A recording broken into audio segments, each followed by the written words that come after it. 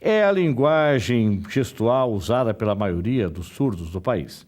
Por lei, é exigido que todos os cursos de licenciatura apresentem a disciplina de Libras na matriz curricular. E para falar sobre a inclusão em sala de aula, estamos recebendo a especialista em Libras e Educação para Surdos, a professora Maria Ângela Oliveira. Vamos conhecer mais, então, o nosso entrevistado, como de praxe, no nosso programa. A primeira curiosidade, com certeza, você que está nos acompanhando, já ficou aí na dúvida, né? Professora Maria Ângela, por que Oliveira? Porque o meu primeiro Oliveira é da minha família, do meu pai, e o segundo do meu marido. 32 anos que eu sou casada e trago comigo os dois Oliveiras. Olha só, muito interessante isso. Professora, a senhora se graduou onde? Como é que é a sua graduação? Como é que a senhora, quais são os cursos de pós-graduação da senhora? Então, eu sou primeiramente graduada em Administração de Empresa, aqui na Uniso. Na época era Facas, né? E depois eu fiz a minha segunda graduação em Licenciatura em Matemática. Aí foi na CEUNSP, em Itu. E depois eu fiz 2 cursos de pós-graduação. O primeiro em Metodologia e Ensino de Matemática, o segundo em Gestão Escolar e o terceiro em 2007 de Libras e Educação de Surdos. E depois, ao mesmo tempo em que eu fazia a pós-graduação em Libras e Educação de Surdos, eu comecei o mestrado na área de Educação Matemática e atualmente estou no 3º ano de doutorado em Educação Matemática, no qual a gente desenvolve metodologias. A senhora faz mestrado onde hoje? Na Unesp de Rio Claro. E como é que surge a língua brasileira de sinais na vida da senhora e a senhora daí com essa experiência? Como professora de matemática, a senhora lecionou em escolas estaduais, particulares, faculdades? Como é que foi o seu processo como docente, antes de chegar na Libras? Sim, eu iniciei, como eu era da área de administração, eu trabalhei 10 anos em empresa. Aí, quando eu me tornei mãe, né, fiquei grávida tal, depois desses 10 anos, eu queria muito curtir minha família, né? Na época eu já tinha 6 anos de casada e quando nasceu nossa primeira filha, eu tenho 3 filhos. Em 1990 nasceu minha primeira filha e eu parei um pouquinho para poder curtir toda essa graça, né, de ser mãe, porque trabalhando numa empresa eu saía às 6 da manhã, voltava às 6 da tarde, então eu queria curtir um pouquinho ser mãe. E aí eu comecei a dar aula de informática, porque na empresa eu trabalhava muito com computador. Comecei a dar aula de informática particular em casa, aí eu descobri, né, o meu dom de ensinar, e aí depois eu tive mais 2 filhos, nesse período no qual eu só ministrava aula particular, e aí no período em que minha filha mais velha entrou no colégio, eu fiquei sabendo que tinha aula de informática, Colégio Santo Escolástico, e aí eu enviei meu currículo dizendo que eu gostava muito das crianças. Na época ficou um currículo meio estranho, porque a minha formação era toda voltada para a empresa e eu iria trabalhar com crianças. Mas como eu já tinha assim 11 anos de catequista, eu sou católica, e aí esses 11 anos ensinando as crianças, né, a palavra de Deus e tal, e eu disse no meu currículo que eu tinha esse tempo de catequese, porque era um colégio católico, né, um colégio católico, o Colégio Santo Escolástico. E eu escrevi assim em negrito, que eu amo muitas crianças, e fez um diferencial no meu currículo. As irmãs me chamaram porque a professora atual, ela dava aula de 5ª série em diante de informática, e eles precisavam de uma professora desde o maternal. E aí eu amo as crianças, chamou a atenção, e eu fui dando aula do maternal até a 4ª série, na época agora 5º ano, e fiquei 5 anos no colégio. E nesse período do 1º ano, aí eu comecei até a dizer em casa, eu quero ser professora de verdade, porque eu era uma técnica de laboratório, mas eu sentia que eu tinha vocação para ensinar, né? E aí eu fiz a licenciatura em matemática e desejava levar comigo a matemática e a tecnologia, porque eu via o olhinho brilhando das crianças o tempo todo na informática e eu desejava ver esse olhar nas aulas de matemática, né? E aí eu comecei, em 98, já a ministrar aulas de matemática, levando a minha bagagem de informática, e trabalhei em colégios da rede pública, né, escolas da rede pública, colégios particulares, uns 3, 4 colégios. E em 2006, por causa de um projeto que eu desenvolvi com meus alunos, com a informática, né, na aula de matemática, os blogs, fui convidada a começar o mestrado e na Unesp de Rio Claro. Foi assim uma longa caminhada, né? Porque mesmo recebendo o convite, a gente precisa passar por toda a seleção, ser ouvinte, aluno especial, até chegar no aluno regular. Mas foi assim uma porta maravilhosa que abriu na minha vida acadêmica. Eu comecei a lecionar no ensino superior, tá? E aí, como Na Uniso, há quanto tempo a senhora está dando aula? Vai completar 2 anos agora, 2 em anos. agosto. Aí a senhora entrou na área da matemática, na Sim. Uniso? E Não, aí não, eu entrei e fui convidada para aula de Libras. Para Libras, E aí com Libras, eu também sendo da área de matemática, eu trabalho nas 2 áreas. E eu fiquei muito feliz vindo para a Uniso, por causa da diversidade de cursos que nós encontramos aqui, né? Porque assim, eu falo que eu tenho 3 paixões profissionais, que é a matemática, tecnologia, porque a minha pesquisa do doutorado também eu trago a tecnologia, e Libras, né, que se tornou assim aquela necessidade, né, na sociedade, e também eu ensinando, foi isso que a minha coordenadora da época de matemática, ela conseguiu me trazer na área de Libras para a vida acadêmica, ensinando na faculdade, porque eu era formada em matemática, já tinha pós em matemática. Então, mas como é que surge Libras para a senhora? A senhora é matemática, a senhora dando aula de informática, a senhora é catequista, e de repente, da onde que surgiu? Fala assim, olha, eu preciso aprender Libras. O que incomodou a senhora, o que chamou a senhora para Libras? Que a senhora não tem família, algum da família que seja... deficiente auditivo, não surdo, tem. não. Então, como é que surgiu o Libras aí? Agora eu vou falar então em Libras, né? Eu comecei em 2006, teve a campanha da fraternidade que falava, né? O deficiente e dizendo, levanta-te e vem para o meio, né? Para a sociedade, para a igreja. E aí eu já tinha aquela vontade de aprender Libras. E aí essa campanha da fraternidade, assim, veio me mostrar, agora é a hora de aprender Libras. Aí eu comecei a aprender e eu tinha já feito umas 10 horas de curso, aí eu soube que tinha uma jovem surda na igreja, no qual eu participava, que ela ia, mas ela não entendia a missa. Aí eu fui bater, descobri o endereço dela, fui bater na casa dela e convidei ela para a catequese, porque eu soube que ela não tinha ainda feito a catequese, não tinha recebido a Eucaristia, nem o batismo depois eu descobri que ela tinha, né? E aí eu convidei essa jovem para caminhar comigo na igreja. E aí eu terminei o curso, até antes, né, de terminar o curso, eu comecei a interpretar a missa, né, junto com a minha filha, que na época ela tinha 15 anos de idade, minha filha, e aprendia junto comigo no curso. E aí nós começamos a interpretar a Santa Missa para essa jovem.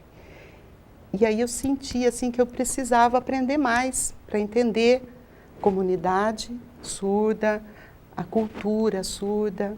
E aí eu fui fazer, né, a pós em Libras e educação de surdo. Pela Atualize, que eles têm polos, né, polos em várias cidades, tá, do Brasil. Eles são de Curitiba e eles assim têm uma parceria com uma faculdade de Curitiba, a Unibem, tá? E aí foram 18 meses estudando, eu tive professores surdos nessa pós, então eu aprendi muito. E aí eu comecei, né, quer dizer, eu fui convidada a ser professora de Libras, tá, na faculdade também. E eu aceitei, embora a gente sabe que tem muitas aulas de matemática, né, matemática está em todos os cursos, mas eu sempre deixo 1, 2 noites para estar ensinando Libras, porque eu acredito que assim nós vamos ter uma sociedade bilíngue, no qual, né, os profissionais falem Libras, falem português também, né? E aí como é que surgiu, por exemplo, com essa nova legislação, onde as licenciaturas são obrigadas a ter a Libras? Hoje a senhora ministra quantas aulas? Tem uma carga completa, com certeza, na Uniso, e mais ainda, alguns outros cursos disponibilizaram espaços na sua matriz curricular para que a Libras também estivesse presente. Sim, a lei, né, diz que os cursos de licenciatura precisam da Libras, né? Um semestre, 40 horas de curso para os futuros professores, é importante. E aí, por causa dessa necessidade na sociedade, né, dos profissionais, aí começou aqui na Uniso, que tem um diferencial grande, né, a Uniso, começou também a se ensinar Libras no curso de enfermagem, no curso de psicologia. Então, tem muitos cursos que os alunos estão aprendendo a língua de sinais. E isso é muito importante para a nossa sociedade, para os surdos de Sorocaba, tá, e da região. Tá, então vamos assistir um trechinho, então, uma aula da professora com os alunos de filosofia, classe lotada. Presta atenção.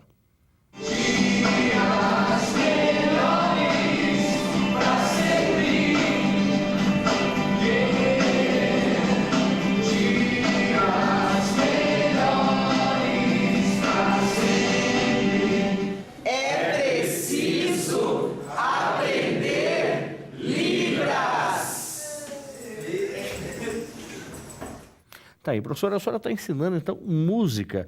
É possível ensinar música, dança, teatro? E como é que é pegar, de repente, uma classe de 80 alunos, de alunos de filosofia, um curso que tem obrigatoriedade de ter a disciplina, e ministrar essa aula? O pessoal curte, o pessoal gosta, o pessoal se apaixona, ou, de repente, faz por fazer? Como é que é esse relacionamento com os alunos?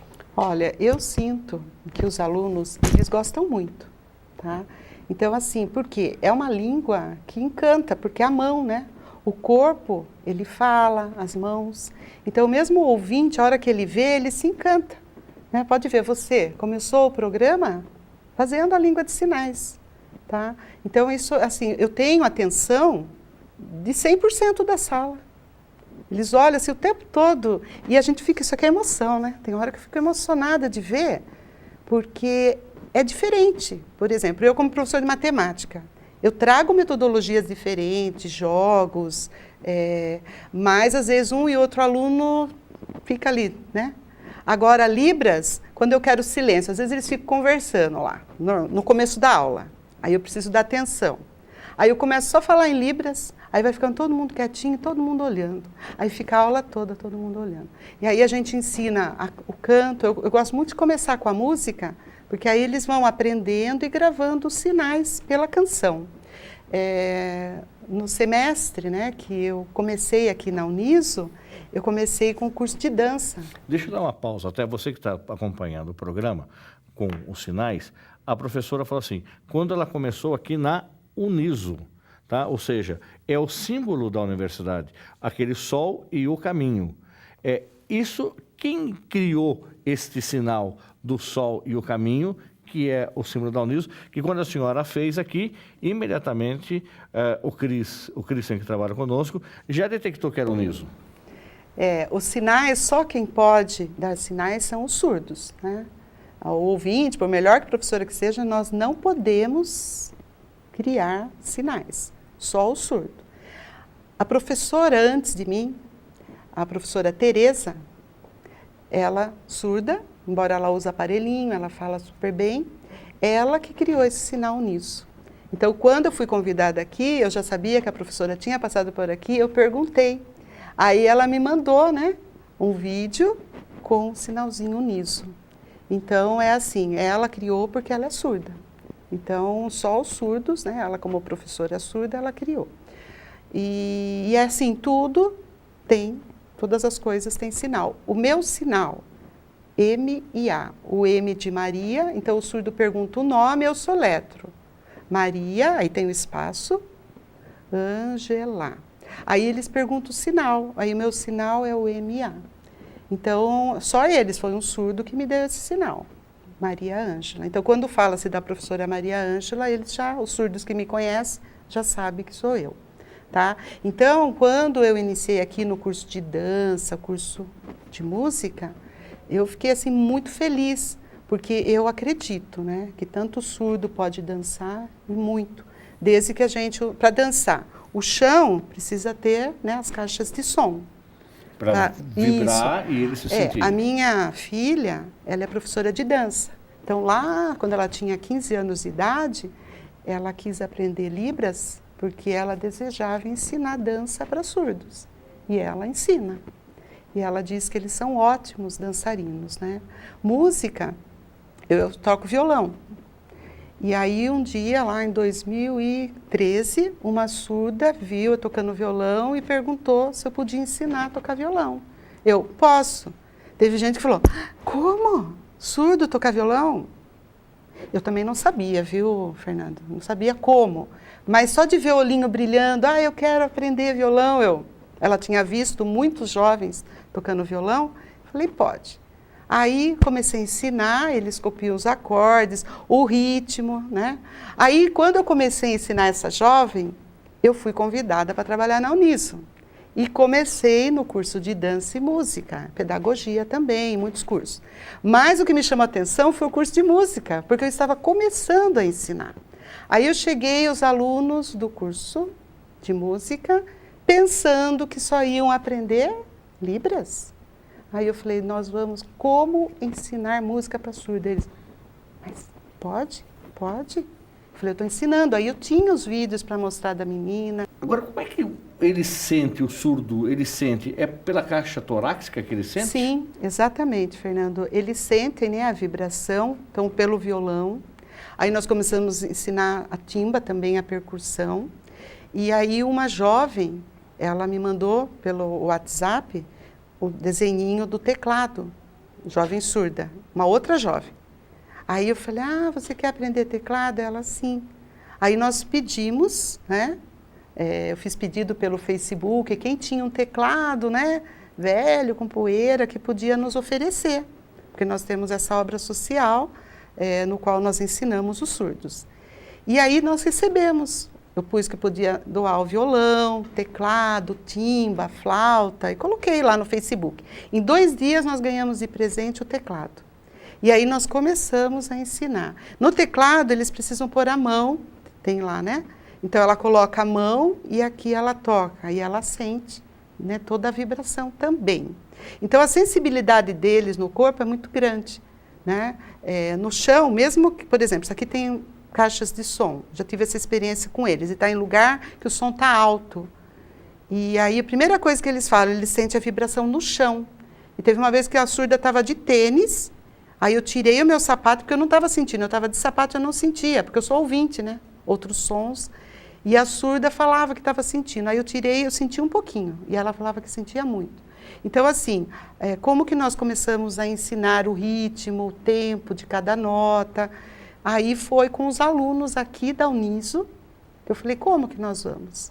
Aí as cores, né? Por exemplo, a cor vermelha tem um tempo, azul, amarela, tem um tempo na música. Então, os alunos aqui, a minha primeira turma de alunos do curso de música, me ajudou muito nesse desafio, né? De ensinar música, instrumentos musicais. E aí, uma aluna daqui já fez o TCC, sobre música para surdo. E ela tem me ajudado nessa obra social. Então, é isso, eles podem dançar, cantar, tocar instrumentos, é o que eles desejarem. E a alegria deles, eu costumo dizer, Fernando, que a alegria do surdo é a nossa alegria. Porque é muito lindo de ver eles ali cantando, eles copiam a canção. Aí já ouvi dizendo assim, professora, mas a melodia é tão bonita, eles não estão ouvindo, só ficam lá como uma poesia, uma frase. Mas, para quem não tinha nada, agora pela Libras, eles conseguem cantar. E eles sentem, né? Se a caixa de som está alta, eles sentem, o corpo sente. Então, eles ficam felizes com isso.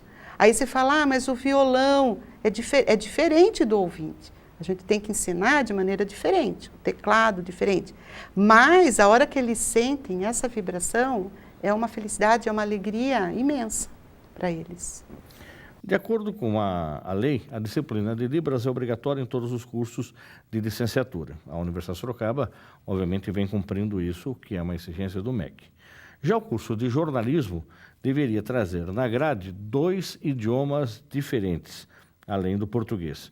Para isso foram inseridos o inglês e a língua brasileira de sinais. Por que a língua brasileira de sinais é considerada uma outra língua e pode ser, então, disponibilizada para outros cursos e, inédito no Brasil, o curso de jornalismo apresenta isso? Nossa, que ótima notícia, que bom. Eu fico feliz, porque eu sempre pergunto quando eu vejo jornalista, né? Televisão, do jornal, e aí, como que você vai perguntar para um surdo? Ah, tem intérprete. Mas é diferente. Você está aqui perguntando eu como intérprete, se tivesse um surdo aqui, você perguntando direto para ele, né? Então, assim, começou, né, a lei, falando como Libras, como uma língua, em 2002, no mês de abril, no dia 24.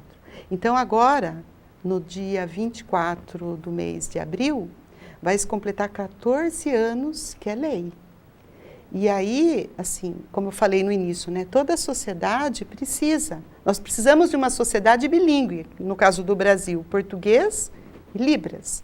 Então, assim, começando nos cursos, nós estamos garantindo um futuro, né, pessoas, jornalistas, que possam conversar com os surdos. Tá? Aí, quando eu estou no curso de enfermagem, também os alunos pediram a língua de sinais, porque não é lei. Em enfermagem, na parte de jornalismo, não é lei. Psicologia, né? Nós, ouvintes, temos problemas, né? Os surdos também. Como falar da morte por surdo? Quer dizer, é difícil. Então, nós precisamos de profissionais da área de psicologia. Então, assim, no caso, o curso de jornalismo também já vai começar Libras, Fernando? Já, ele começa com essa turma nova, que está agora no 2º ano. Ele vai ter Libras, então, no 3º ano ele já tem como uma disciplina obrigatória do curso. Ou seja, ele vai aprender, tem que aprender, e, consequentemente, para continuar o curso e se graduar em jornalismo, ele tem que ter êxito na disciplina. Nossa, isso é muito bom mesmo. Olha aí, gente, que benção. Professora, quem quiser conversar com a senhora, teríamos muito mais o que falar sobre a língua brasileira de sinais, esse espaço agora, essa valorização desse público que antes não tinha contato com essa língua e que hoje aprende, começa a se tornar mais comum, valoriza esse público que lá atrás podia ficar esquecido em casa, abandonado. Hoje ele tem espaço no mercado de trabalho, ele tem potencial para aprender, potencial para ler, tem potencial para escrever e mais do que nunca agora com a linguagem de sinais. Como é que faz para conversar com a senhora? Pelo WhatsApp, por um e-mail? Como é que acha a senhora para bater um papo, convidar para uma palestra? Quer ir lá na igreja, um dia assistir uma missa em Libras, levar, de repente, tem uma criança que acabou de nascer, a família, como é que faz para poder agora explicar para a criança, a família se entender com essa criança que está no seio dela? Como é que faz? Então, quando a gente fala em Libras também, falando em família, nós recebemos...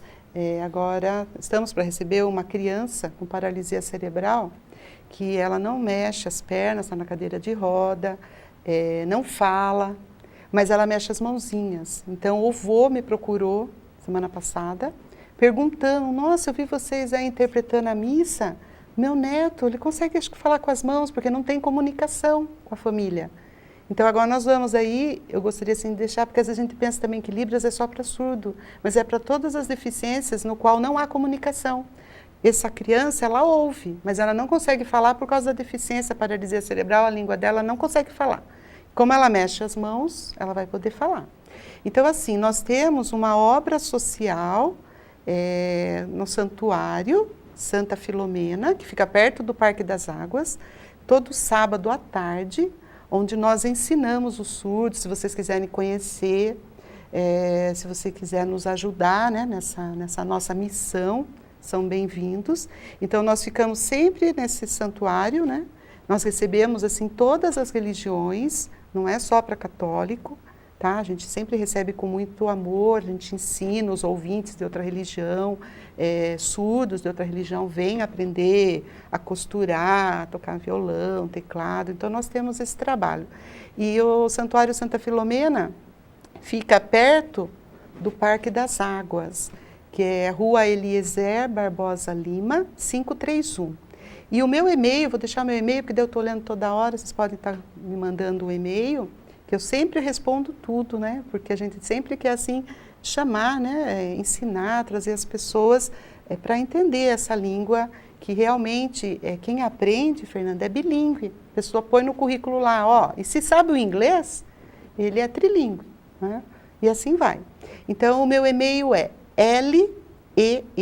lem.com prof, de professora, F mudo, ponto, maria.angela@gmail.com. Depois vocês colocam na tela aí para nós, para eles, e pode me escrever o e-mail, que eu vou estar sempre assim disposta a ajudar, a ensinar, e venham nos ajudar. Porque se você já é psicólogo, se você já é enfermeiro e não teve no curso esse aprendizado de Libras, venha aprender conosco, que vai ser muito bom para os surdos que você encontrar pelo caminho.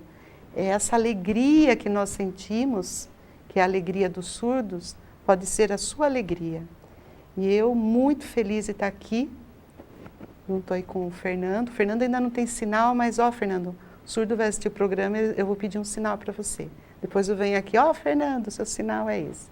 Então, assim, é uma alegria, né? Essa felicidade da Uniso está mostrando hoje, pela televisão, vai ser pelo rádio também, né? O rádio os surdos não vão poder ouvir, mas os familiares vão. Então fica assim, família, se você tem aí filhos surdos, primos surdos, vai junto lá conosco para a gente caminhar junto, orientar, tá? Que a gente possa ter esse compartilhamento sobre a língua de sinais, que nós estamos aprendendo sempre, né? 10 anos está completando agora, porque eu comecei em 2006. Então, 10 anos de caminhada, eu sei que eu tenho muito a aprender ainda. Mas quanto mais a gente compartilha, mais a gente aprende. Existe um dia, da semana, onde acontece uma missa com intérprete lá na Santa Filomena? Sim, nós temos em nossa arquidiocese 16 igrejas já. A gente começou em 2006 na minha paróquia, né? Aí eu conversei com o nosso arcebispo, Dom Eduardo, o sinal dele é esse aqui é sinal de bispo, e o Eduardo que anuncia. Então, o Dom Eduardo é o sinal dele, do nosso arcebispo, uma surda que deu o sinal para ele. Aí eu senti que os surdos, eles caminhavam muito, né? 2, 3 ônibus para chegar na minha paróquia.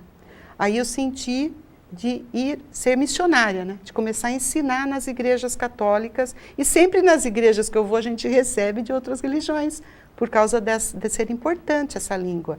Então, em nossa arquidiocese, temos 16 igrejas já. Assim que vocês me enviarem o e-mail, eu posso estar mandando para vocês as igrejas. E no Santuário Santa Filomena, no sábado, após as nossas oficinas, temos a missa às 18 horas. Então, vocês podem ir lá conhecer o nosso trabalho, a nossa missão e participar, se você é católico, da nossa missa. Professora Manangela, muito mais uma vez, obrigado pela presença da senhora, e a gente vai continuar acompanhando e deixando esse espaço aberto para a divulgação de Libras também. Deus abençoe. Obrigada. O programa Uniso Comunidade faz um rápido intervalo e volta já.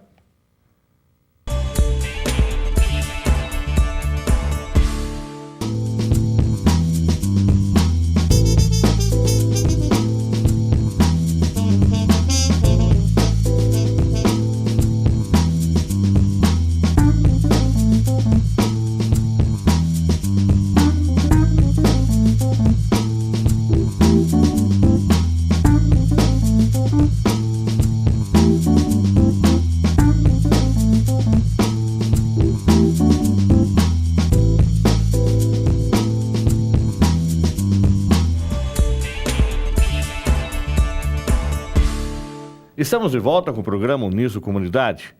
Nesse bloco nós vamos fazer um pouco diferente. Sempre nós estamos falando dos fatos e notícias envolvendo a Universidade de Sorocaba de forma direta ou indireta. Nesse bloco nós vamos falar sobre o Lar São Vicente de Paulo, que comemora 120 anos. Mas tem a ver com a Uniso sim.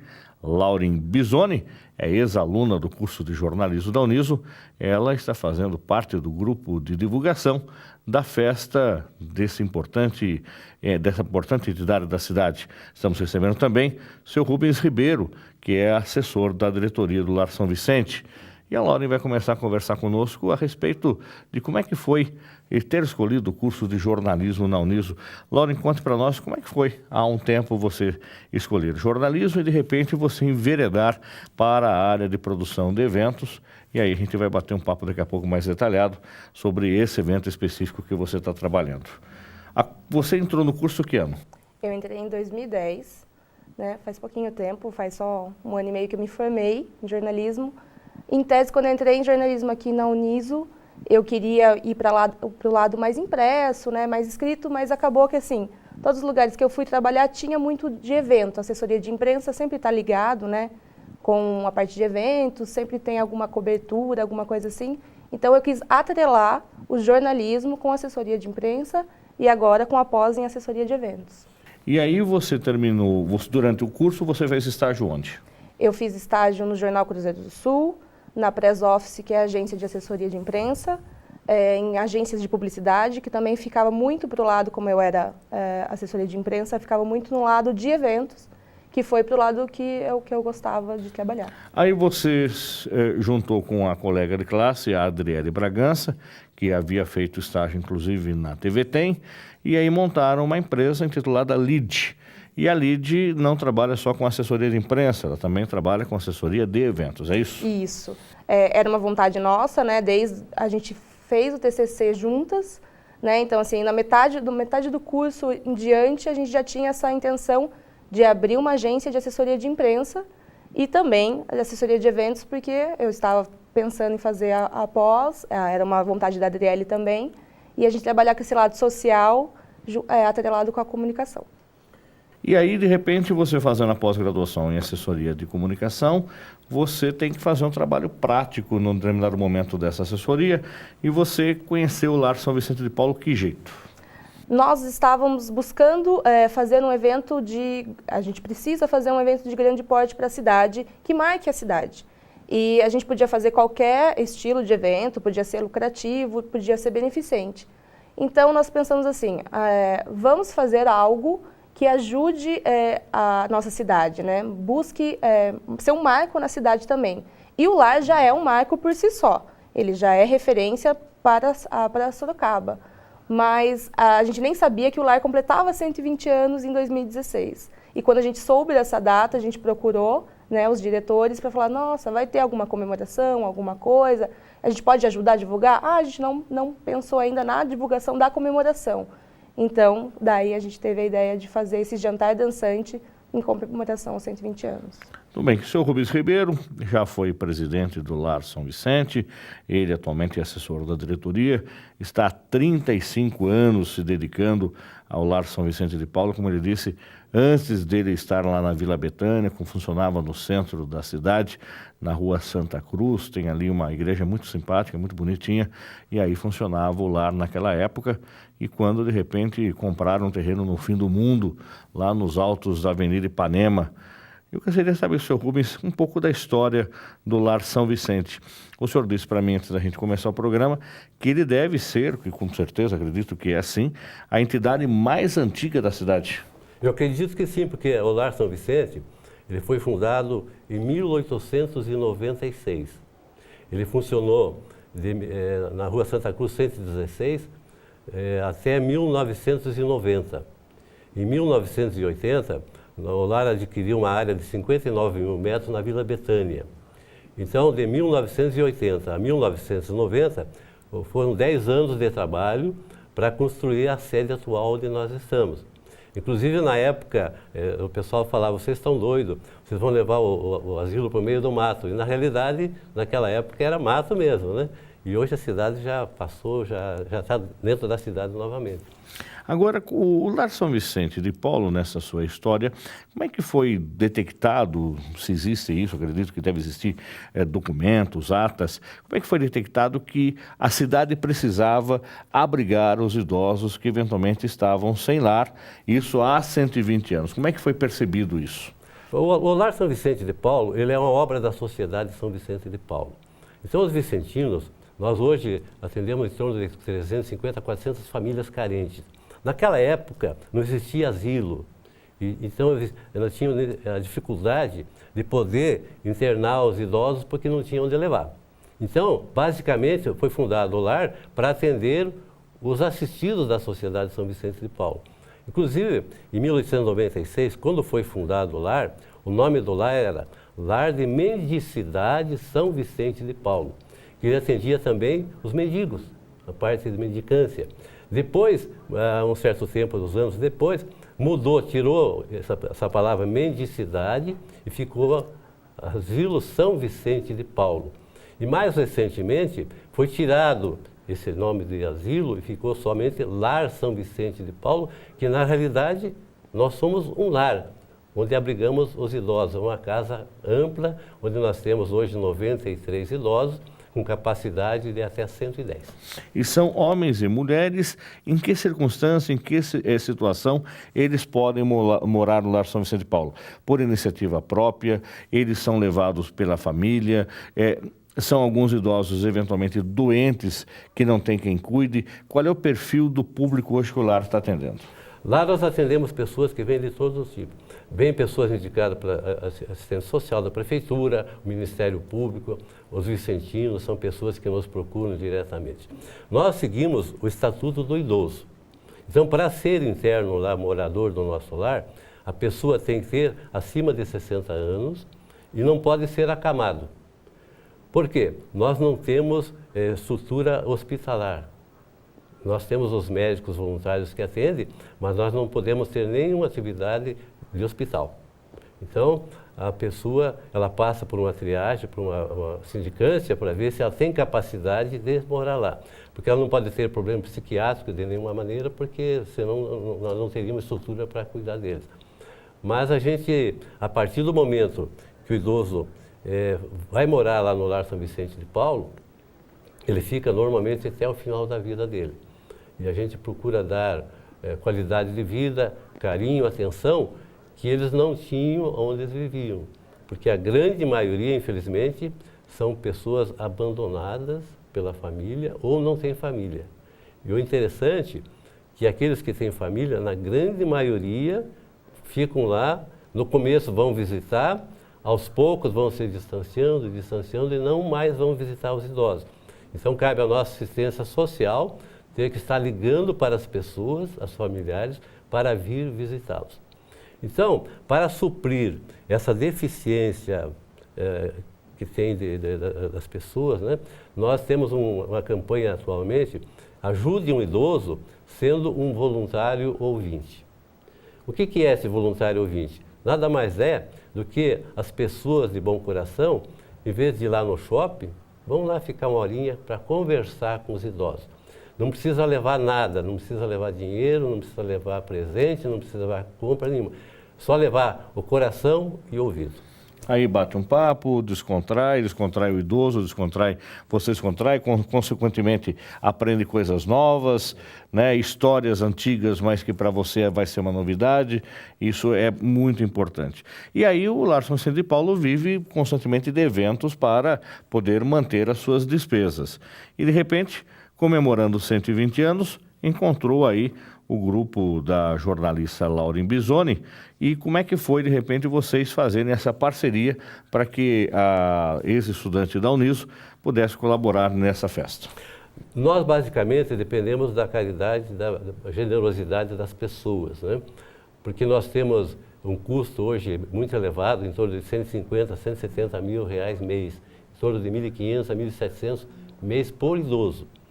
E nós, como a gente não cobra mensalidade das pessoas, apenas nós seguimos o Estatuto do Idoso, aquele que tem aposentadoria, o Estatuto nos permite que 70% do salário dele fique para ajudar a mantê-lo, e os outros 30% fica para o idoso. Então nós temos que fazer muitos eventos, muitas atividades, campanhas, né, para que a gente possa levantar fundos para manter o lar. Então, essa parceria que está sendo feita com o SENAC, esse jantar dançante do dia 16 de abril, vai nos ajudar de uma forma de nos trazer alguma ajuda econômica, mas, acima de tudo, divulgar o nosso trabalho, divulgar o nosso salão de evento, e as pessoas indo lá, conhecendo, de uma forma ou de outra, eles acabam se engajando no movimento vicentino e nos ajudando no transcorrer do ano. E, Laurin, como é que vocês estão estruturando a divulgação desse evento do Lar São Vicente de Paulo? Lembrando, então, coloque já na sua agenda, 16 de abril, vai ser um sábado, um jantar dançante a partir das 8 horas da noite. A Laurin vai falar também como é que estão estruturando isso e nós vamos disponibilizar para você um telefone de contato, um e-mail, para que você adquira o seu convite e venha aproveitar essa festa e, obviamente, estará ajudando também a entidade. Como é que vocês estão montando a estrutura? Então, toda a estrutura de divulgação está sendo feita assim, pelos nossos patrocinadores, os nossos apoiadores, que são pessoas que estão distribuindo o seu trabalho também, a parte de foto, os free dancers, a banda que vai realizar o jantar, todos eles estão sendo pontos de venda, né, que vão vender esse convite. Lógico, as redes sociais nos ajudam muito, né, a divulgar esse jantar, mas pelo lado do Facebook, todas as informações, cardápio, banda envolvida e todos os lugares que podem vender esse convite estão sendo divulgados lá. E assim, a gente conta com a parceria tanto do Lar, lógico que eles mesmos já têm pessoas, como ele falou, voluntariados, que podem nos ajudar a propagar esse jantar, mas também os nossos apoiadores e patrocinadores que nos ajudam a divulgar essa parceria. Inclusive estão abertos ainda, se alguém quiser patrocinar o nosso jantar, ainda está aberto as cotas de patrocínio. Além do que dá uma visibilidade tremenda, Com né? certeza, porque a gente já está em outdoor, a gente já está em cartazes espalhados por Sorocaba inteiro. Quem quiser, então, mais informações, você falou que existe, então, um Facebook. Qual é o Facebook? O Facebook do Lar mesmo, Lar São Vicente de Paulo, Sorocaba, tem todas as informações, quem quiser apoiar, quem quiser realizar a compra do convite, tem todas as informações por lá. Agora, seu Rubens, esse jantar, obviamente que ele é extremamente significativo, porque são 120 anos do Lar.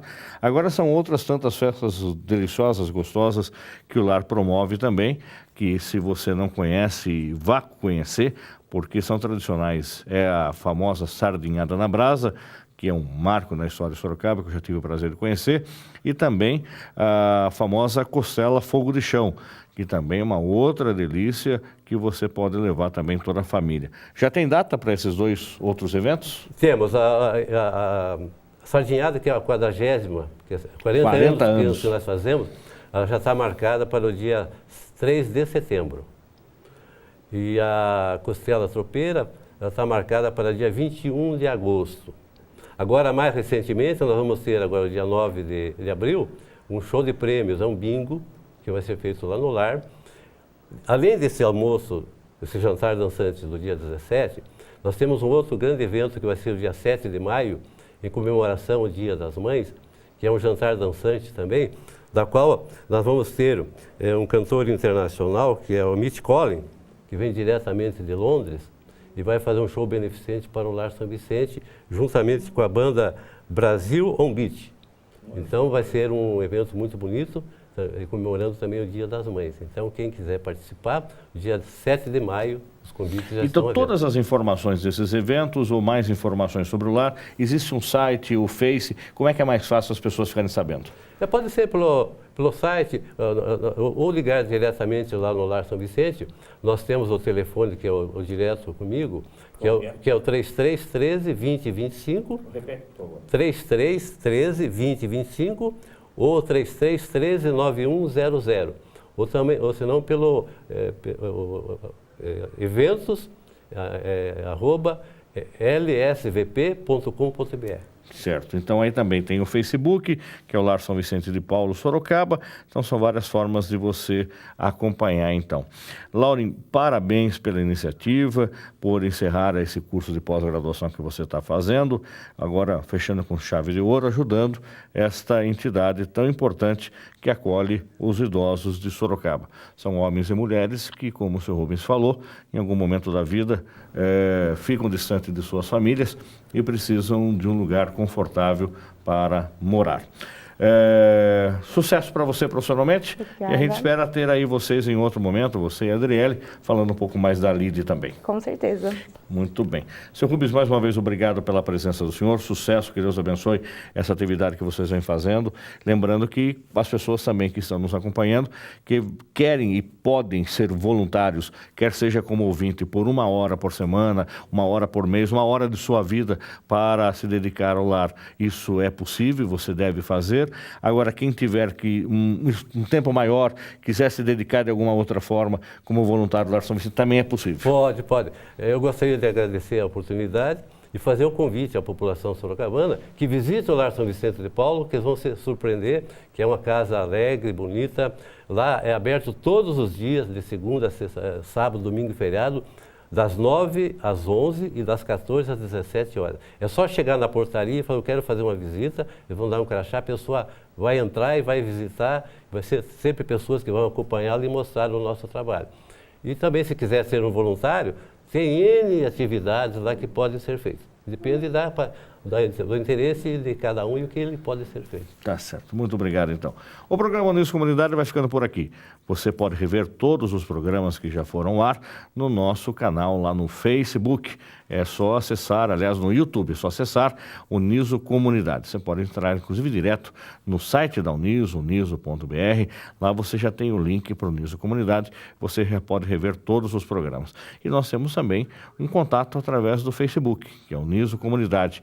Lá você pode deixar sua crítica, comentário, sugestão sobre o nosso programa. Obrigado pela sua audiência e até o próximo programa. Até lá!